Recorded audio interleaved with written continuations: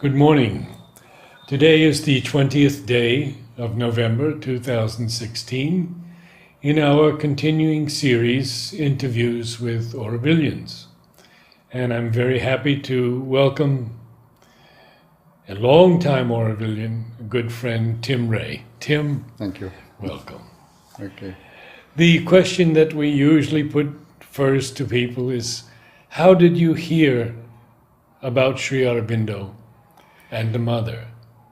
Well, I heard a little bit about the mother, but almost nothing about Sri Aurobindo. And it fits in with my whole story of how I came to India and how I came to Auroville. Because we were planning a year's travel. It's my wife and 2 children by Land Rover. And the idea was to go down all the way through Africa to South Africa, take a ship and come to India.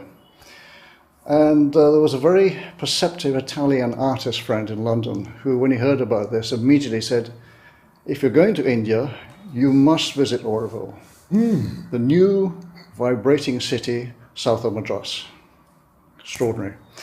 Then he went on and said, for you, it would be extremely interesting because people from around the world are working together towards a harmonious, unified future, and I think you should definitely visit. And then he made some mention about a woman called the Mother, but that was it. I know nothing more about Mother Sri Aurobindo.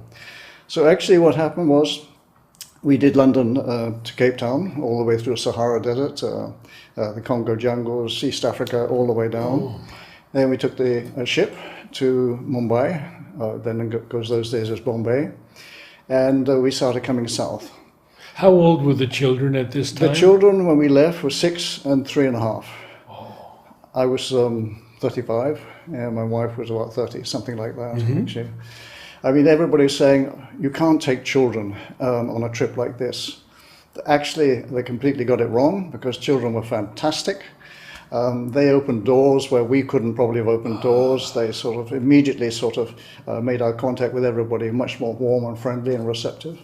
So that was not a problem. And one of the things that I think we learned was that for children, home is not a building, it is where their parents are. So if their parents are in the back of a Land Rover, that's fine, that's home for them. And that was quite an interesting lesson. So the children were fantastic. Anyway, we started down south from Mumbai, but it was an incredibly difficult trip because for about 300 or 400 kilometers or more, they were widening the road. So every single bridge was down, and it was then March, which was pretty hot. And every bridge which would have been there, we had to go down into the riverbed and come back up the other side. So this was going on for hundreds of kilometers. And finally we start thinking, this is ridiculous, maybe we should forget it and go north. But we had an introduction to a very nice American lady Canadian lady. She was married to a Tibetan official who was running the Mund God Tibetan settlement. So we thought, okay, we'll go and see her and just see what she thinks about going on any further. And she was again fantastic. She was like, the Italian artist in London was the first messenger of Mother. The second messenger was this woman. She'd never been to Auroville, but the moment we expressed any doubt, she said, no, you must go. Definitely, you must go. Okay, so that was quite clear. Then we reached Pondicherry, started inquiring, where's Auroville? Oh, we go out to Jipma Hospital.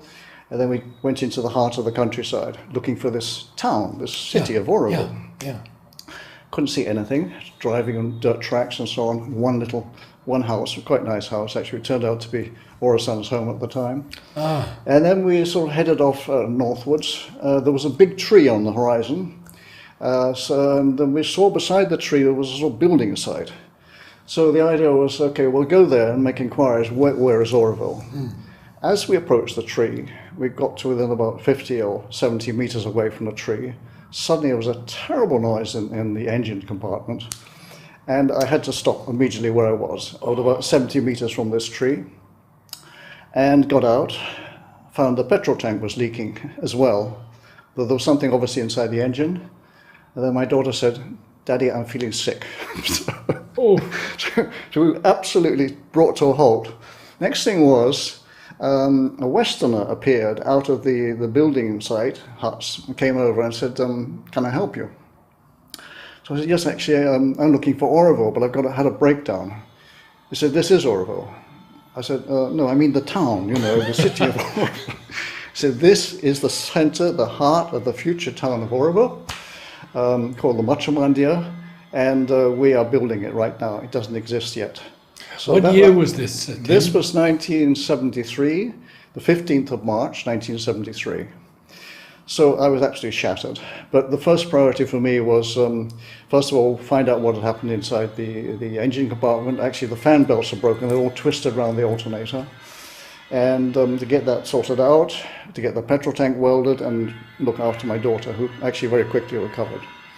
In the meantime, all these people were coming up to us and sort of saying, you're meant to be here. I said, what do you mean I'm meant to be here? I want a mechanic. I want to find out how to get out. They said, no, just relax, it'll all work out. And as we started to explore and talk with them about Oroville and who was this woman, the mother, and Sri Aurobindo and so on like that, what began to come through, which was very impressive, was these were wonderful people. They were not just talking about a future world, they were doing something. And that was very impressive. So after 48 hours, we decided, look, we're not going to rush away, because the original plan was spend 48 hours there, take a few photographs, ask a few questions, and go. I said, no, we'll stay on. And then everything started to fall into place. We were sort of camped up under the banyan tree, which is the big tree we'd seen. And after a few days, somebody said, why don't you see your mother? Is that possible? Yes, it can be arranged. So through Madhav Pandit, we arranged that we would join a birthday group coming to see your mother on the 25th of March. On 25th of March. Yeah, we'd arrived on the 15th of March, 1973, and now on the 25th we were going to see the mother, which was fantastic, I suppose. But at that time we didn't really, I suppose, fully understand the significance of it. Anyway, all the birthday people went through, and then finally it was our turn. So my wife Susan went first, had mother's blessings. Then we ushered the children. No, I don't want to go. So, okay, so I didn't feel we could push the children. And then it's my turn. Now nobody had said anything to me about what to do. So I just knelt down in front of mother, and I felt this hand on my head. And there was a blessing packet, which I took, and that I thought was it. So I got up and started to go towards the door. Then something made me look back. And as I looked back, Mother was looking at me. And that was, for me, the moment of contact. The moment when something happened inside me. Because as I left the room, I was in tears. I absolutely devastated. Like been hit by something incredibly powerful. Anyway, we went.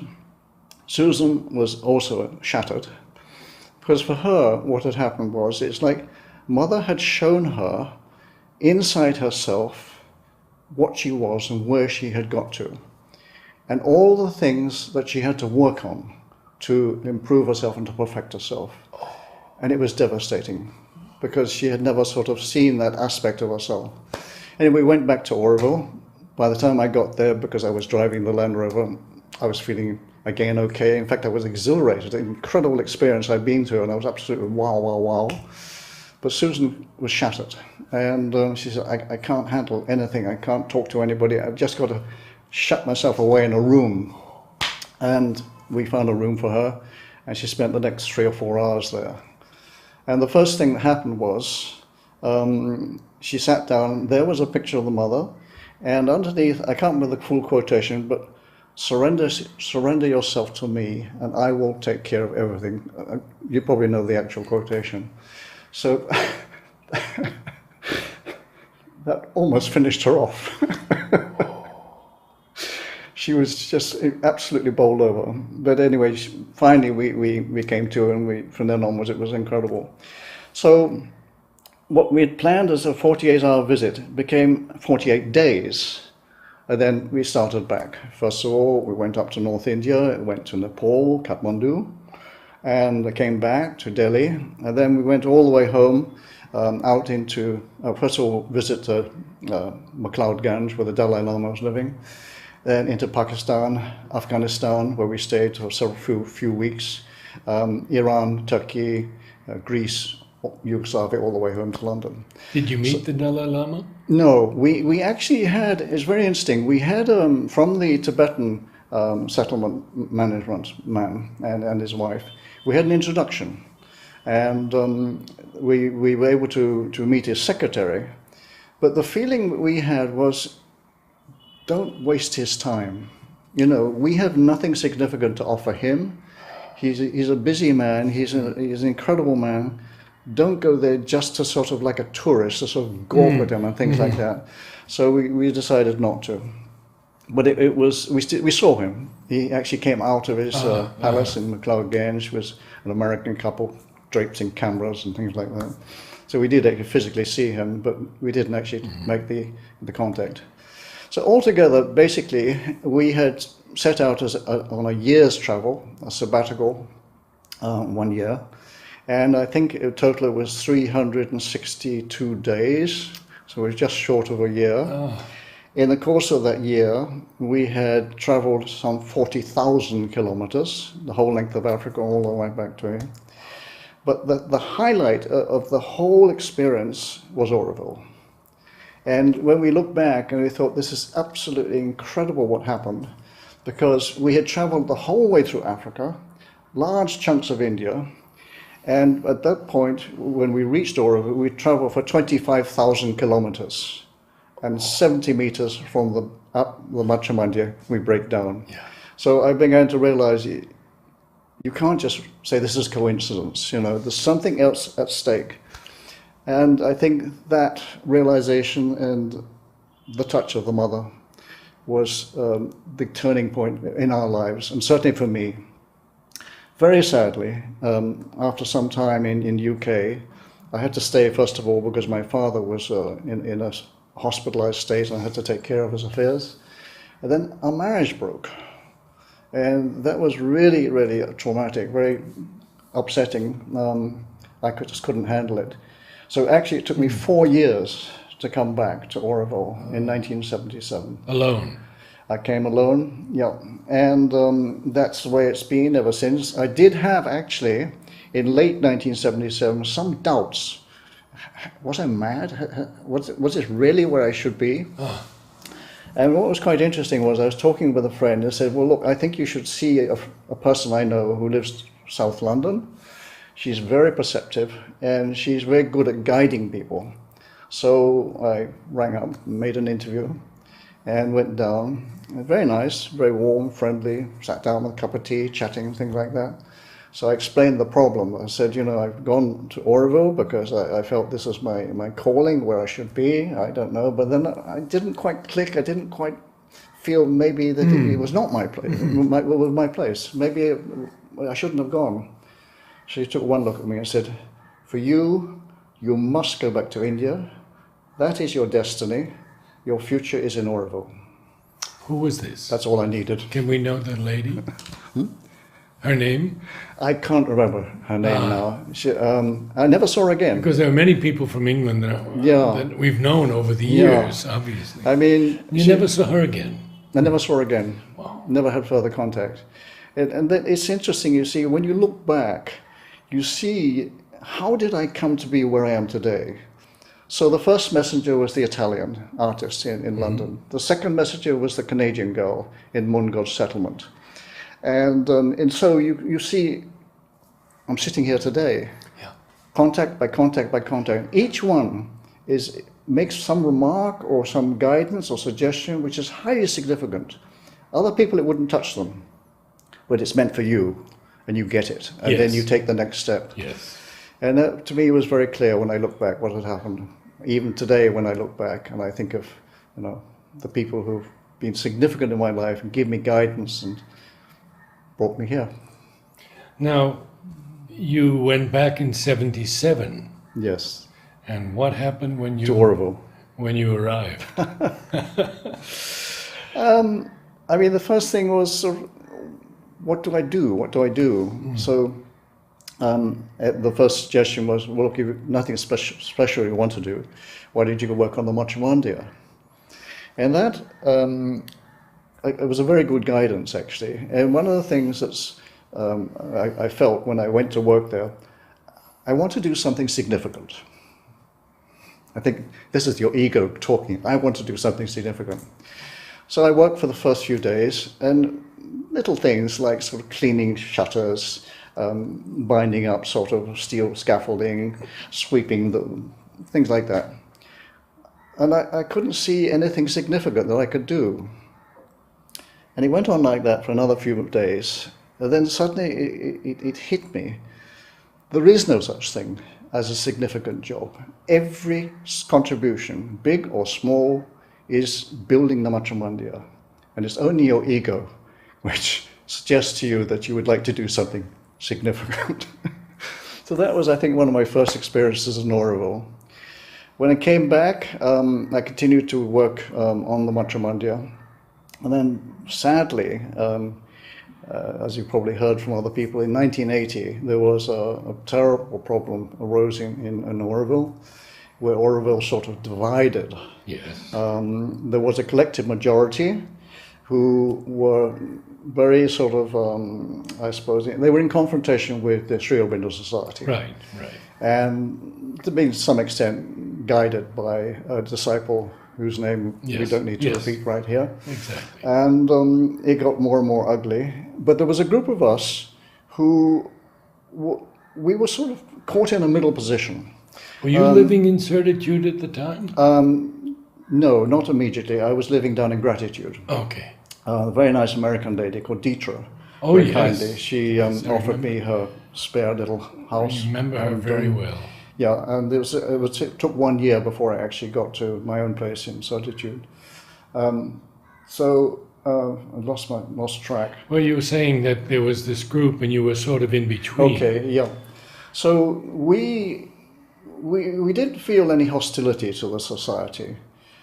We didn't particularly sort of support them and back them, and there were certain points being made that they were living down in Pondicherry and we were up there sweating and working away, and we had no voice. So I could understand the collective stand, but we didn't want to sort of get drawn into the actual confrontation.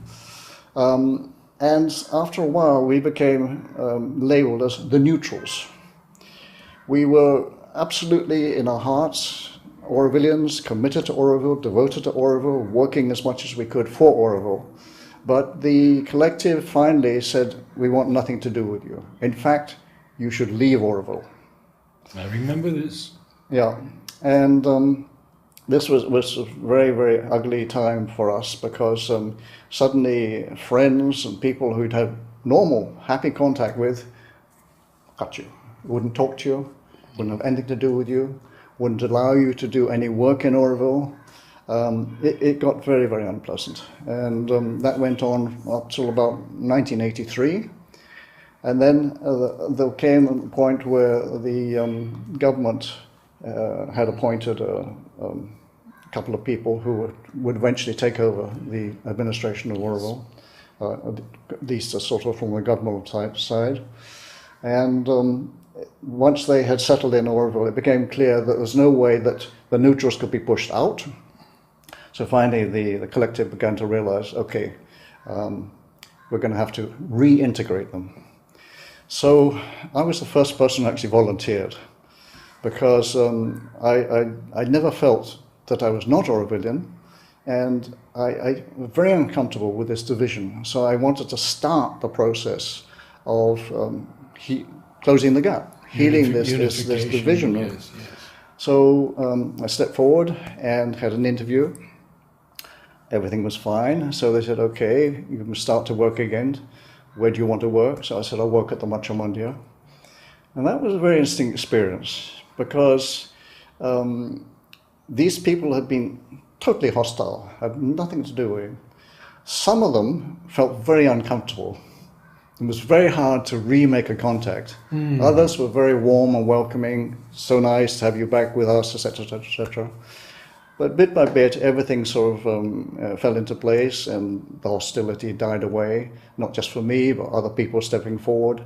And finally, that whole phase of Auroville's history ended.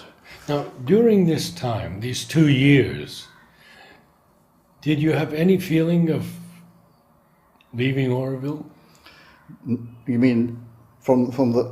Because of all of this, or? No, never. No, never. Absolutely not, you know. Because I really felt this is my place. This is, for me, where I want to spend the rest of my life.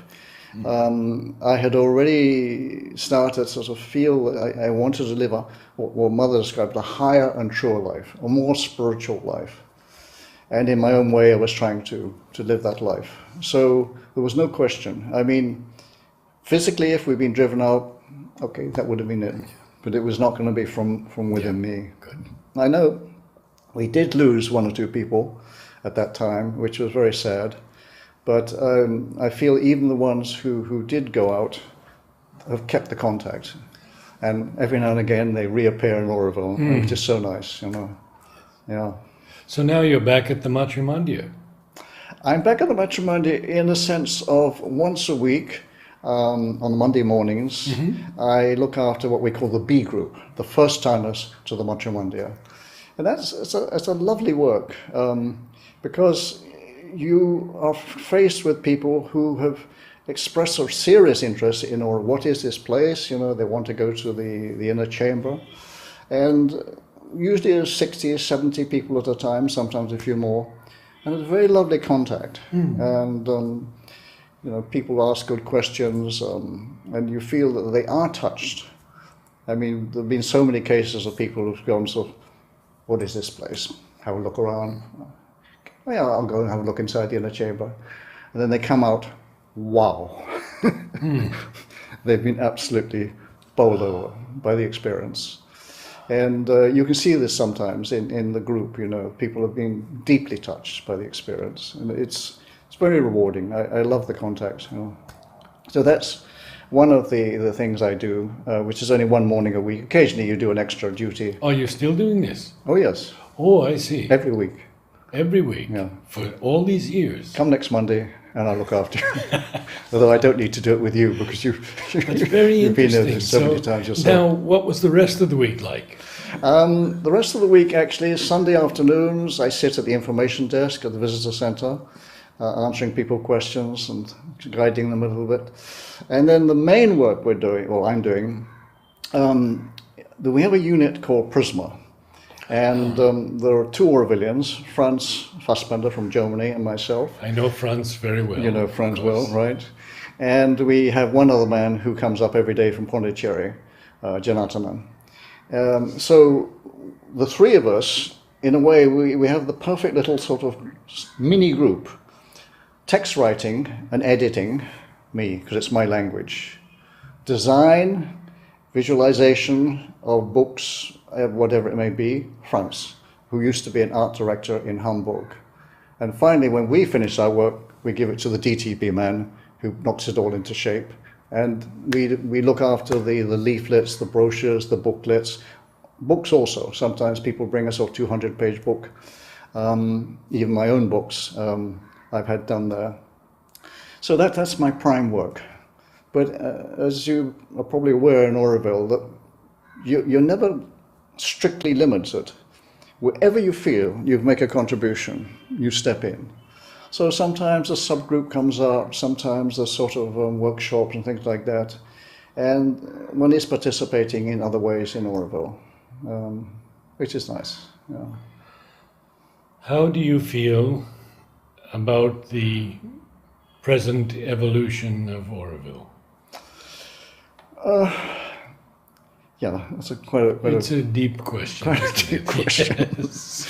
And I've asked it to Shally and Amy and so many others. I mean, when in the early days, when I very first had contact, particularly in 73, and then I suppose in 77, the feeling was that people really were trying to live this higher and truer life that Mother had called them for.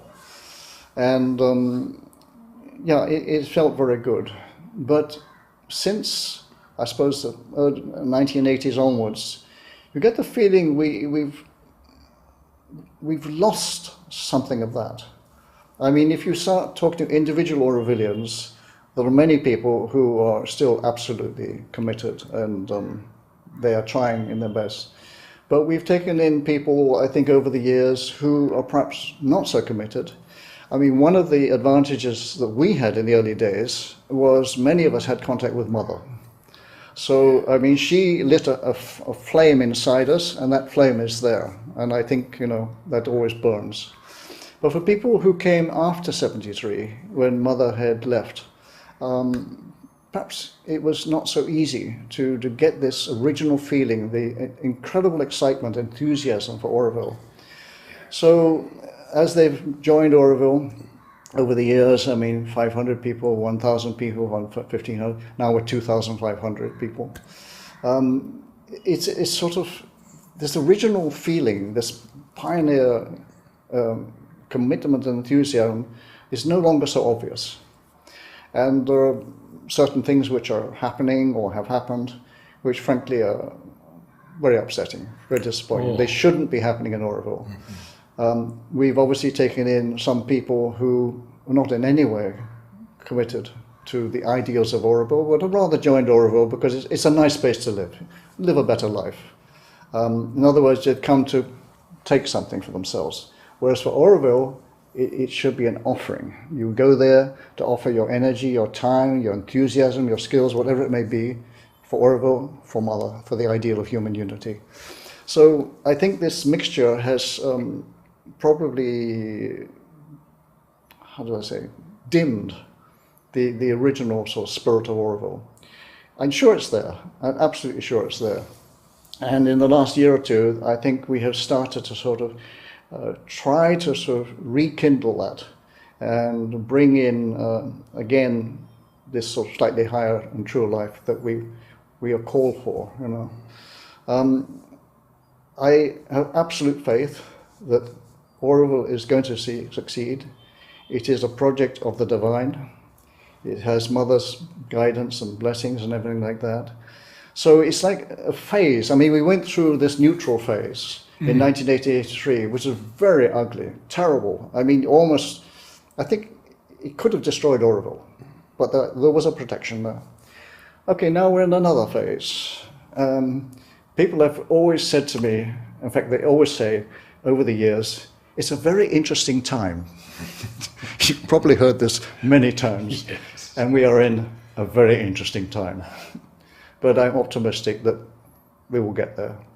I mean, one of the things that's just quite interesting is, I don't know to whom it was said, but apparently in the early days, somebody asked Mother, how long might it be before we start to see the actual human unity happening in Oroville that you are talking about, the aims and ideals?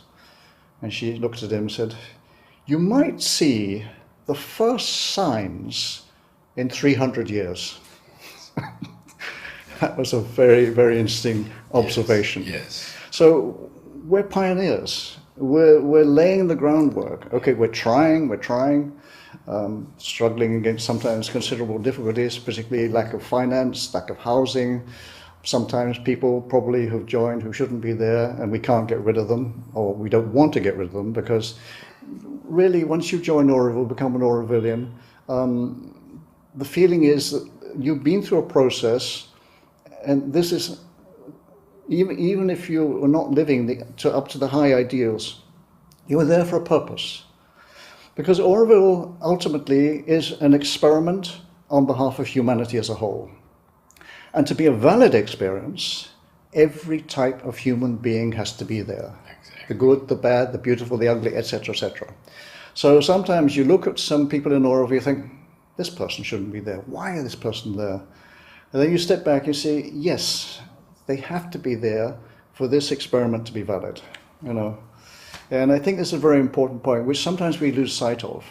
And also, I think people who first come to Oroville and sort of look around, they see sometimes patterns of behavior which seem very inappropriate. So sometimes they think Oroville is a failure. It's not a failure. It is a very difficult experiment. Day to day, we're confronting these problems, but ultimately they are the key ingredients that we've been given to work with. Necessary for the transformation. Absolutely, yes. Absolutely. It's not going to happen in my time. Hopefully I can make some progress myself, and in doing so make that little contribution to Oroville. But don't worry, don't be hasty. It's going to happen. Sure of it. Is there much contact with the ashram? It depends very much on an individual basis. I mean, sadly, during the 80 to 83 period, there was a virtual division. There were individual people who kept contact. But nowadays, I think the contact is much, much richer, much better. Particularly many individual people, come to the ashram, they go to the samadhi. There's no feeling of hostility or division at all. And just a recognition that we're both trying to do something, for a higher purpose. Ashram for me is more to do with the integral yoga, which is a very inner thing and largely an individual step forward in terms of the evolution of humanity. Whereas what we're trying to do in Oroville is a collective experiment where we all have to progress. And that is in some ways, I think, much more difficult, much more challenging. But the respect we have for the ashram and the ashramites, I think, is very strong. So what happened back in the 80s, early 80s, I think is finished. We're very happy to see ashramites coming up. Sometimes they join us in some sort of work venture. They come and take meals at the solar kitchen. I don't know the full range of contributions they make, but I would say it's good. That's my personal feeling, And also I think they can be very helpful to us, because sometimes we lose sight of the mother's guidance towards this higher and truer life. And the ashramites sometimes are wonderful in terms of sort of putting you back on track. They have studied Mother and Sri Aurobindo. They know so much. So sometimes, you doubt and you talk to an ashramite and, yes, that's it. And go back again and try to put it into practice. Yes. Now, we have to cover some of your work, especially this wonderful book that I've seen, but we'll take a little break for a few minutes and then pick up on some more of your life and work in Oroville. Anything you like. Good. Yeah. Okay. We covered quite a bit of ground. Would you like some water? No. Good morning. Today is November 20th, 2016, and this is part 2 of our interview with Tim from Oroville. Tim, you've been how many years in Oroville now? 39. 39 years. Coming up to 40 years next August. Yeah. Extraordinary, really. The years slip by, How do you feel about the climate changes in Oroville? Climate changes? Yeah. Has the weather changed much? Yes, particularly in regard to the monsoons. Because when I first came to Oroville, there was a summer monsoon. It's almost disappeared. We do have some rains in the summer, but now it's very sporadic, and you can't truly say there was a monsoon. Whereas my first years in Oroville, there was a phase when almost every day there would be some rain. That's not happening now. And also, I think we're beginning to see the effects of climate change, because last year we had a wonderful monsoon. This year we're more than halfway through the monsoon, and we've virtually had nothing in the way of rain. Yeah. So there are things happening on the climate front, and it's quite pretty disturbing. But there also have things happening on a more serious level in some ways below ground, because we have the possible threat of salinity coming in from the Bay of Bengal and affecting the aquifers. There is a prediction that if we don't sort this problem out, in 10 years we might have salinity in the aquifers. So it's a very serious situation. And I understand the wells have gotten deeper and deeper. The wells have been going down and down and down because the aquifers are falling all the time. Right. And when you think that we are today 2,500 people, okay, we have some 40,000 or more village people around us. What would be the situation if we had 40 or 50,000 people, which is the aim of Oroville? It's very worrying, definitely. Yeah. And the monsoons have been less. Well, last year was a very good monsoon. Last year was exceptionally good, but I would say that they have been also diminishing a bit. If I look back to the early years, I mean, just when you think, oh, they're all going to fade away, then suddenly you have a good one like last year. So it's hard to say for sure, but when we first came, all of the topsoil was being washed into the sea, and so much bunding has been done and work in the canyons to preserve whatever rainfall. No, there's no doubt about it. The bunding work has been, I think, very successful, and also check dams being built in the canyons, the ravines running down towards the sea. So we are holding back much more water than in the early days. It's quite true. When I first came to Oroville, I mean, after heavy rain, there were torrents of almost like liquid mud, brown water, carrying thousands of tons of topsoil and the red earth into the sea. I mean, so much so that if you looked out at sea from the mouth, you could actually see it was brown. The color there in the sea. Yes. You know. Yes. It was definitely much worse. So this is, I think, again, part of the success stories of Oroville. That the bunding to hold the water, although it is diminishing, and the reforestation. I mean, you've probably heard from other people, reforestation is absolutely fantastic. We calculate we've now planted something around 2 million trees. And when you compare to the early days of Oroville, I mean, when I first arrived with my wife and children in the Land Rover, it was just an open landscape. Yeah. There was the banyan tree. There was hardly anything else, maybe 1 or 2 neem trees, some palm trees, and that was it. It's absolutely an open landscape. And when you look towards the sea, particularly from places like Aspiration, you could actually to the sea. Now It's all gone. You can't see that, which is a good thing, basically. Environmental changes, definitely. So picking up on these environmental changes, I had the honor of seeing your very special book. Could we look at that and show it in the camera? This one? And yes.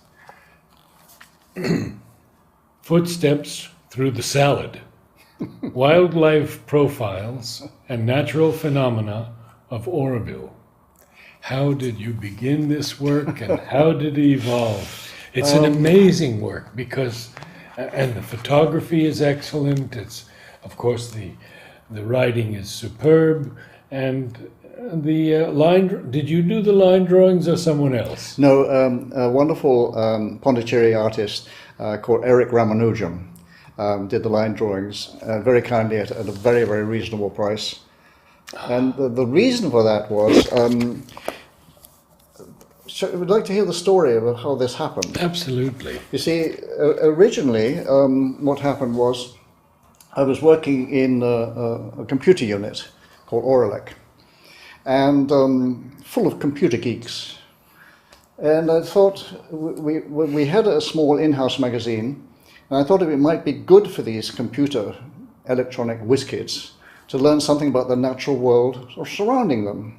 So I began to write every month a little article, about the birds, the snakes, or whatever it may be. And finally I'd accumulated something like 25 of these articles. And then the in-house journal died away, and that was it. So they were sitting there in a file. And then one day I thought, it's a shame just to leave them in the file because they could be quite useful for the children, the schools, the students. So I thought I'll put them together in a folder. So I went through them and I thought, there's nothing on butterflies and moths. There's nothing on the monitor lizard. There's nothing on slugs and snails. There's nothing on spiders. And I began to realize that there were whole gaps in the panorama of Oroville life. So I thought, well, I'll just write a few extra of this. But as I wrote, I thought of the next one, the next one, the next one. And finally, I settled for 65 different life forms, which is essentially this book. And then the question was how to illustrate it. I mean, obviously, photographs would be much, much better than drawings. But when you've got 65 different life forms, I mean, to commission a photographer to photograph those, it's going to take years of extraordinary sort of stealthy photography in the undergrowth or what have you. So I realized I had to have drawings. And I approached Eric, and very kindly, he accepted to do the drawings. So that's why the head of each section is a drawing. But what I've been trying to do always in this book, and subsequently there's another one coming out, or I wanted to publish it, is after the drawing to pack in as many photographs as possible, because that is the reality that people actually see. It was an incredible experience because I'm a nature lover. I love nature, I'm very enthusiastic. I'm not an expert. And everything had to be sort of looked up on the websites, the Google and things like that. But in doing so, I was learning so much myself. So I ended up a little bit wiser myself about the surrounding world. As a book, I mean, it went extremely well in Oroville.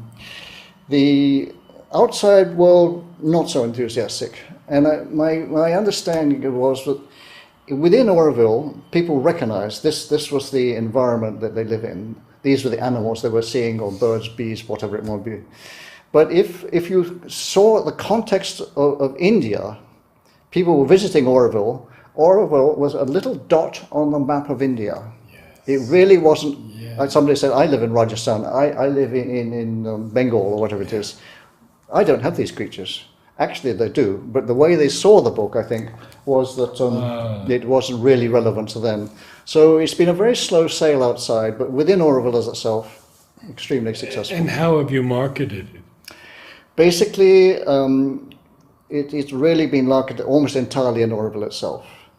Because Amazon.in? I've never actually found a distributor outside who could take the book and spread it around.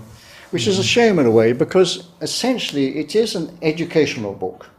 And I like to think that the libraries, the colleges, the universities, the higher secondary schools, people like places like that, could all take the book and benefit from it. With this somewhat in mind, I've moved on from the original book to a second version. Now I've got a book which, instead of 65 life forms, is nearly 90. Including crocodiles, which live down the road near Cuddalore. And it's the whole Coromandel coastal region. Oh. So that's ready for publishing, if I can find a publisher. Did you ever use the facilities at the French Institute? Sorry? The French Institute? No. You mean from a point of view? They have a lot of data. Yes, you mean specific data on animals and birds and bees? Yeah, that you could access. Virtually everything came off the internet. Mm-hmm. Also books. Also, I contacted lots of scientists, people like that. Within India? Within India, and also some people in the UK as well. Because you're looking for some special thing, like what is the name for a particular spider or something like that. I couldn't find it, so you send them a specimen, and they immediately come back. So things like that. I mean, I did consult, around India, and people were generally extremely helpful, really fantastic support. This is very nice. How much in the bush work? Almost nothing. except occasionally with my camera, taking a photograph or something. I mean, there are a number of pictures in this book which are my own pictures. Well, I remember that a couple of ashramites in 1968, 69, 70 did a study of the bird species. Yes. And yes. at that time there were 30. 30. And I'm told now it's in excess of 300. Frankly, I'm not an ornithologist. I'm not a specialist in birds in any way, so I can't confirm that.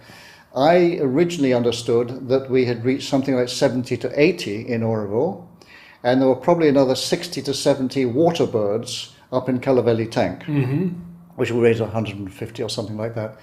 But I can't confirm, because it's not my field. And in fact, of all the aspects of wildlife, probably my weakest. I mean, in the book, now I've got something like 22 different species of birds which I cover. The high-profile birds like kites, crows, miners, things like that, you're seeing almost every day. And also one or two others, like the paradise flycatcher, which you don't see every day, but it is such a fantastic bird, you feel it should be there. Yes. But the bird story of Oroville should be done by a bird expert.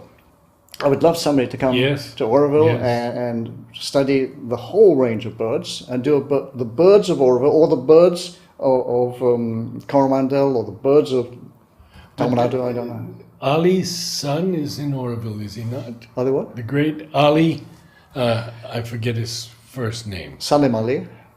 Yes, Salim Ali. Well, Salim Ali was the great, really great ornithologist of India. And I understood that his son is in Oroville. Sadly, we lost him about 2 or 3 years ago. He did die. He was a bit helpful. And one or two places he could help me. But he wasn't a sort of a major collaborator. The biggest collaborator really was Eric Ramanujan, for whom I'm absolutely indebted. Because not only is he a wildlife artist, but he is very, very knowledgeable. And he, time and time again, helped me on details pertaining to creatures I was looking at and so on. He actually, with Joss Brooks from Pechandiklum, was a major contributor to the Adyapunga project in Chennai. I don't know if you're aware of that. No. There's an estuary of the Adya River, and it was all choked with rubbish and waste that I know, yes. effluent and things like that. Going by the Theosophical Society. The Pechandiklum forest consultants took on the work of cleaning it all up and installing sort of fresh,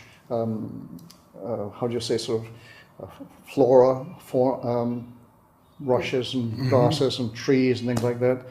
And it totally transformed it. So Eric Ramanujan really is the expert who locally I consulted, and I really appreciate his help. Your second book? Your other book? Second book. Well, this one we printed 1,000 copies. This one, 14. 14. Okay. It's a completely different story. A family odyssey. What it says is London to Cape Town, Bombay to London, 25,000 miles, 353 days, 27 countries, 4 people, 1 Land Rover, no regrets. So, yeah. So this is the journey. This is the journey that we did back in 1972-73. Basically, it is accurate information because I kept diaries, and my wife also kept a diary.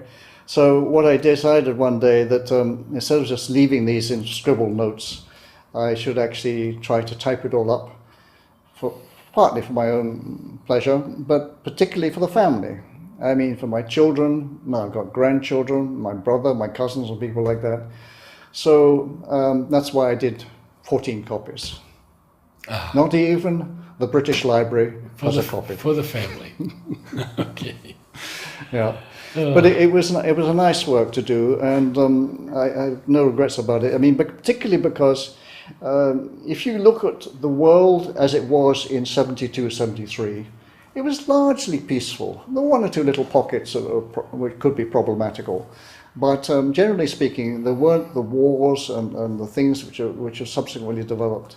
Now, you look where we travelled, and certain places, there's no way, you couldn't go there. No. Even the Sahara, sadly, there are sort of banditry going on. Places like Zaire, which has now become the Democratic Republic of Congo, Rwanda, we went through, all over the place, and particularly, of course, places like Afghanistan. We passed through peacefully. It was a lovely time to travel. It was the moment to do it. And looking back, I'm so glad, because what usually happens with people when they're around about their 20s or 30s or 40s, they say, well, when I retire, I'm going to travel, I'm going to do something like that. If we'd waited, it would have been too late. Yes. So to go off at relatively young age, I mean, I was 35, my wife was 30, children 6, 3.5, it was the right moment to do it. And I'm so glad that we did it, because it's a changed world. Yes, it is. Absolutely a changed world. I'd like to go in a little deeper direction now and ask you about Mother and Sri Aurobindo and their teachings in Oroville, or what you feel the receptivity is amongst Aurovillians for their works. It's a very hard answer to Yes, I know. to come up with, because in theory I'm trying to answer for other people or collectively. I would say it varies across the spectrum of Oroville. There are Orovillians who I think are reading Mother and Sri Aurobindo every day. They're totally, utterly committed to the integral yoga. Mother and Sri Aurobindo are their guides in this. But there are probably quite a lot of other people who don't. Some maybe never pick up the books, read Mother and Sri Aurobindo. But broadly speaking, I would say they are the guides as to how to progress, how to reach human unity. And I think when in doubt, we tend to pick up their books, read what Mother said about it, particularly things like The Mother on Oroville. It's a wonderful publication, collection of all sorts of things that she said. And I know for myself, and I'm sure for many other people, this is almost like a Bible. So precious to have it there. But also, I mean, other books, I mean, for me, one of the books which I relate to is the little book, The Mother, by Sri Aurobindo. Oh. Reading that book, it touches me so deeply. It's so beautiful. You know, when you come from a place like Europe, where we don't have the concept of the Mother. Okay, there's Mary, Holy Mary, and something like that, but not this universal Mother, the Mahashakti. And when you read that little book by Sri Aurobindo, it's fantastic. It's a book I can go on reading, you know, I love it. But to speak for the rest of Oroville, it's very hard. There's undoubtedly, Mother and Sri Aurobindo are, if you like, the sort of like the guru figures. But Oroville is not exclusively Mother and Sri Aurobindo. I mean, anybody who has another sort of spiritual teacher, leader, guru, whatever it may be, is welcome in an Oroville, which is good and healthy. The only thing is, we've always made it very clear, you cannot settle in Oroville and start pushing that particular approach to a spiritual life, you know. It's, generally speaking, it's Mother and Sri Aurobindo. But how many Orovillians are really reading and trying to pursue and follow the words, the guidance, I couldn't say. Of the main areas of Oroville, we know, of course, the Matri Mandir as the center. Savitri Bhavan. Fantastic place. Savitri Bhavan is one of the most successful projects, in my opinion, in Oroville, and is playing, to me, a very important role, because there in Savitri Bhavan are Mother and Sri Aurobindo. And the moment you walk in, you feel this is a place where you can come to, and it is totally devoted to Mother and Sri Aurobindo. This is the feeling you have. Of course, Savitri, the actual poem of Sri Aurobindo, is, if you like, by name, the prime focus. But Mother's there too, and I really appreciate the fact we got it. When it first started, I couldn't imagine it would evolve into what it is today, you know, a center of learning, a center of sort of study and things like that, center for exhibitions. It's amazing. I mean, there was just virtually a little sort of hut there in the beginning, and a few Aurovillians who turned up on Sunday mornings to discuss Mother and Sri Aurobindo or Savitri with Sravavan. Now you look, architecturally, in every way, it's an amazing complex, and we're very lucky to have it there. Yeah. Do you find any other significant lights in Oroville? Matri Mandir. Matri Mandir. Every day. Every day. Not of that level.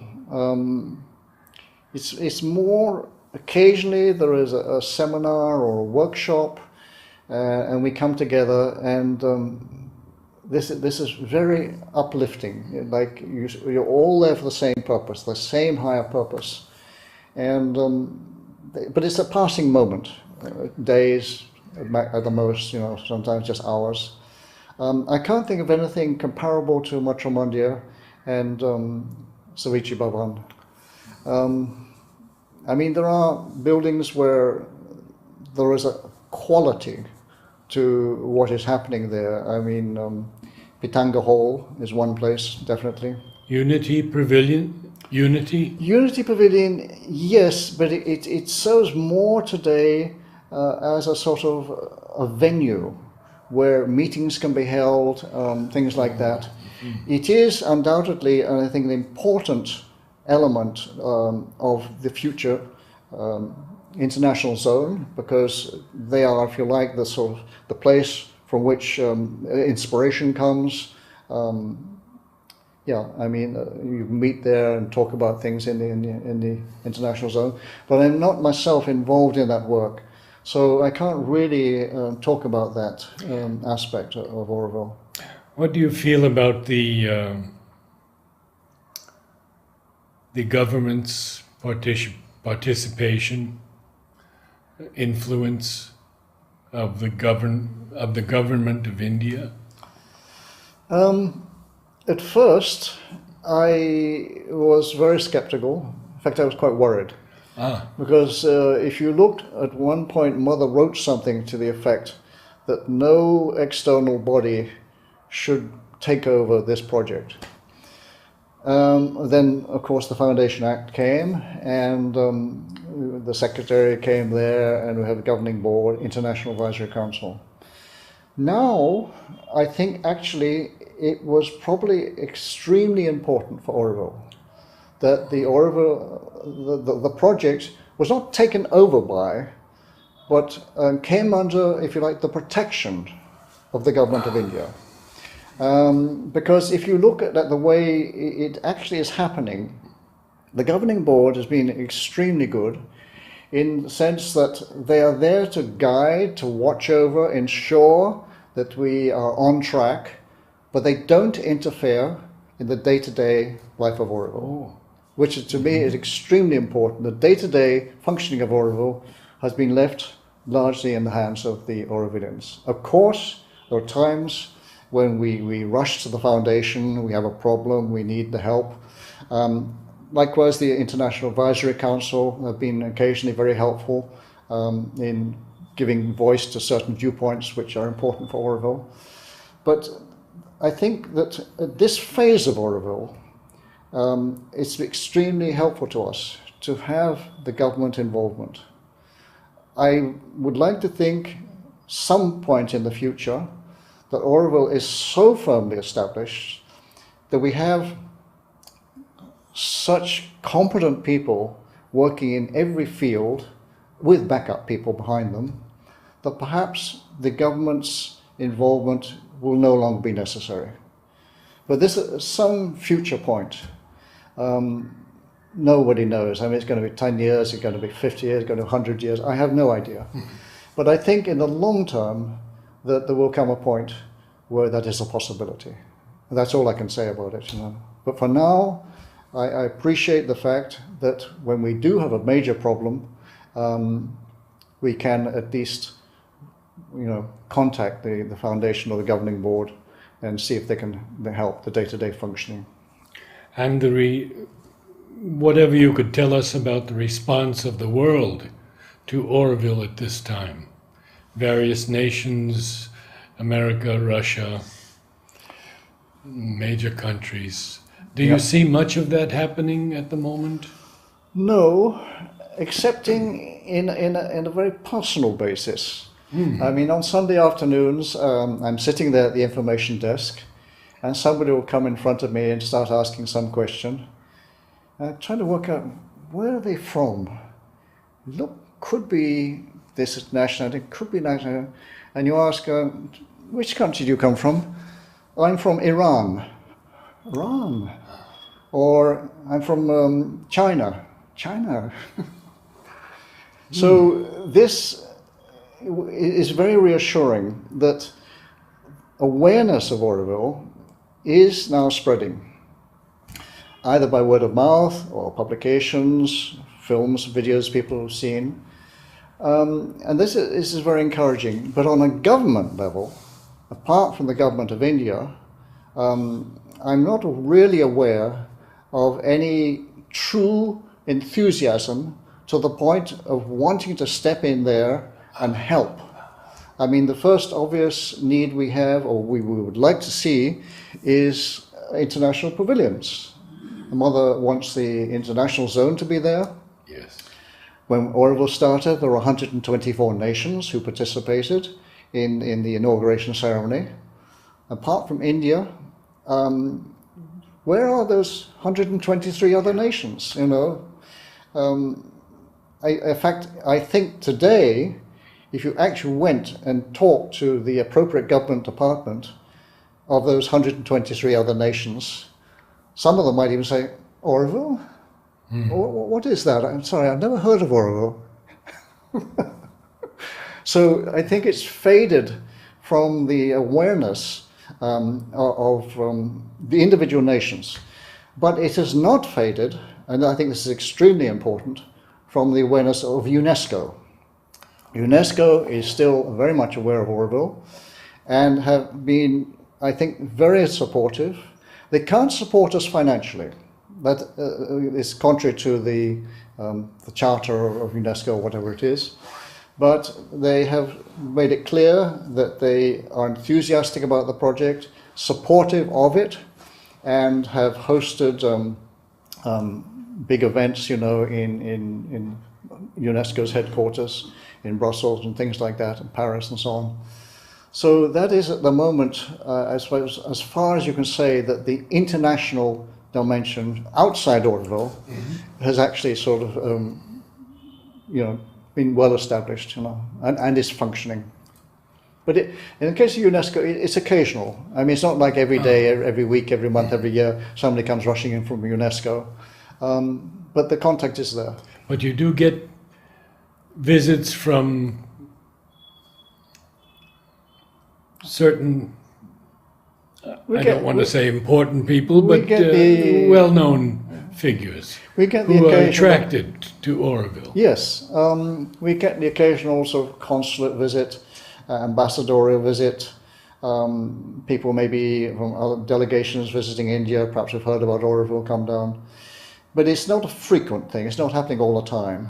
But those who do, it's very nice, very interesting, because so few people outside India know what is Oroville.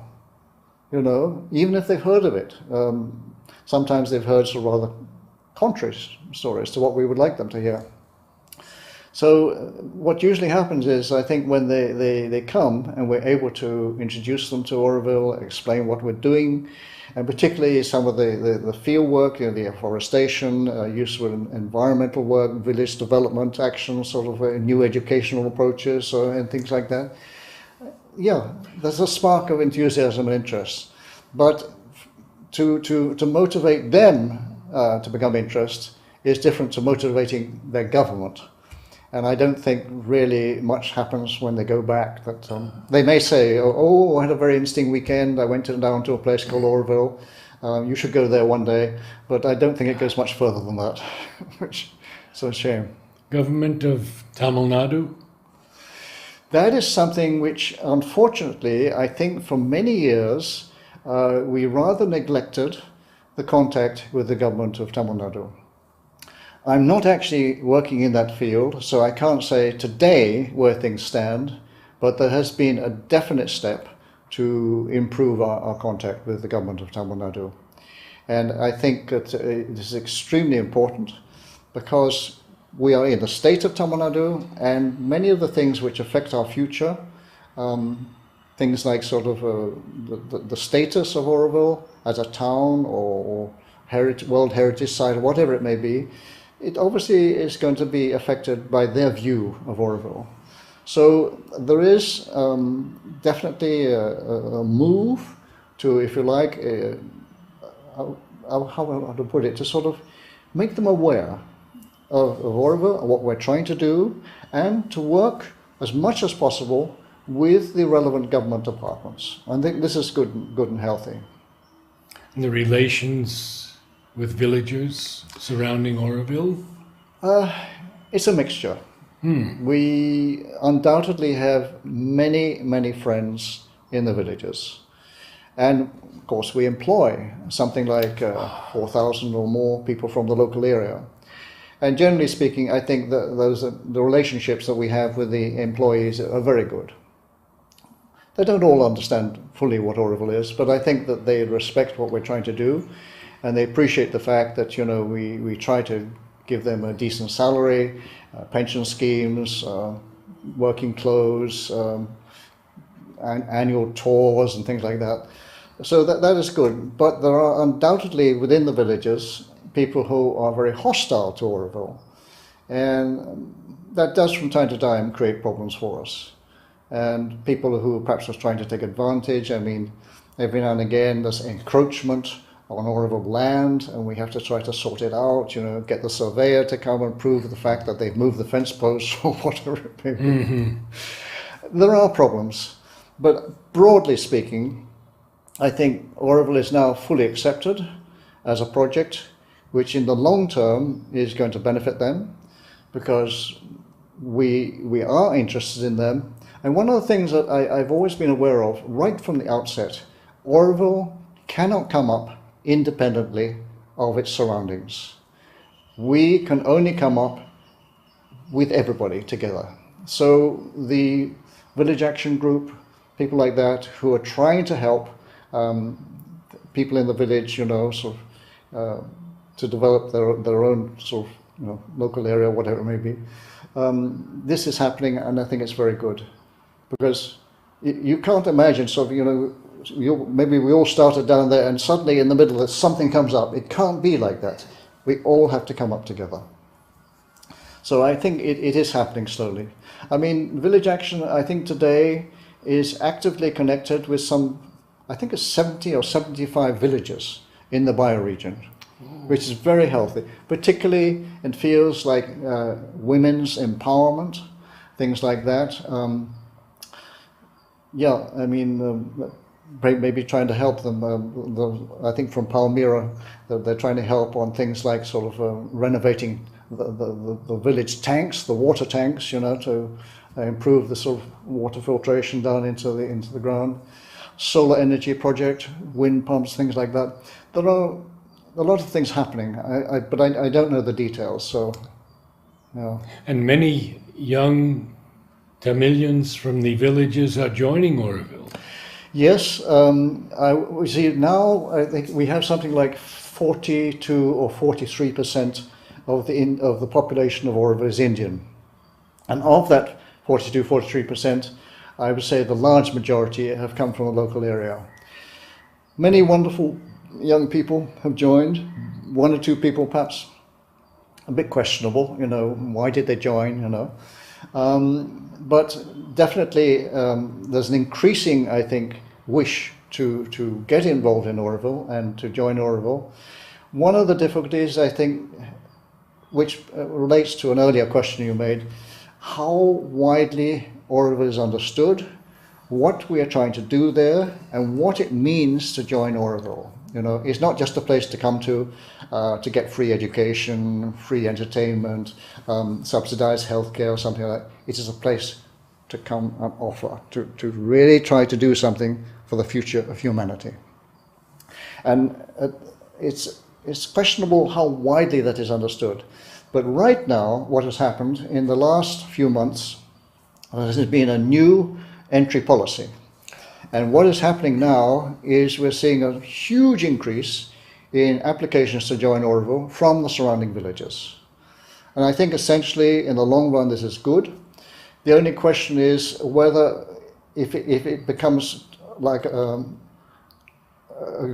increase to a flood, whether it would tip the international balance. I mean, Oroville is meant to be an international township, and Mother always envisages people from all around the world. So at the moment we have, let's say, just over 40% from one country, which is India. If there was a massive ongoing increase of people joining from the bioregion or elsewhere, it could be that balance tips to the points where there's a huge majority from one country. And I don't know whether this is our destiny, whether this is an inevitability that's going to happen, or whether it's something we do need to look at. I'm not involved in the day-to-day aspect of that question. Mm-hmm. But there's no doubt about it, as you say, that there is a growing interest in Oroville from the bioregion and a growing number of people who are applying to join. The last question I have is about the Matrimandir and its lake. Ah, yes. You probably know as much as I do. Well, Mother said it has been decided, and it remains decided, that there will be a lake around the Matrimandir. Yes. Do you see it happening, or? I do. Because thankfully the people who are involved with with the Matrimandir, particularly the Matrimandir coordination group, they all fully accept there will be a lake. But it is a huge project, massive project. I mean, even from the questioners, are you talking about a body of water 50, 100 meters wide? How deep is it going to be? Or is it just a circle of like a canal around? All these issues have got to be looked at.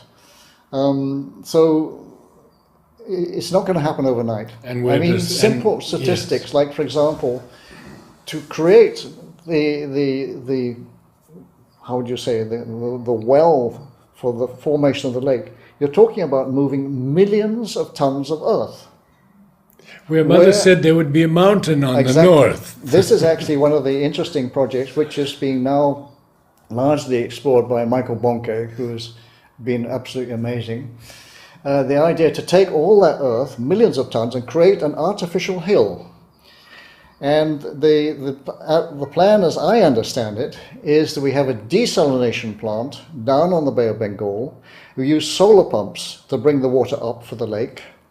But first, that water goes up to the top of the hill to a reservoir, a tank on the top of the hill. Then it descends to fill the lake and maintain the level of the lake through electricity generating turbines. So we generate electricity, we have the water for the lake, we have fresh water, which eventually may be needed if we get saline intrusion into the aquifers. It's a massive project. But as far as I understand, it is happening, or it's starting to happen. Let's put it that way. How long it's going to take, I don't know. But in a simple answer, from my side, there will be a lake. There will be a lake. Thank you, Tim. Wonderful. Nice to Thank meet you you. so much. Okay, I'm very happy.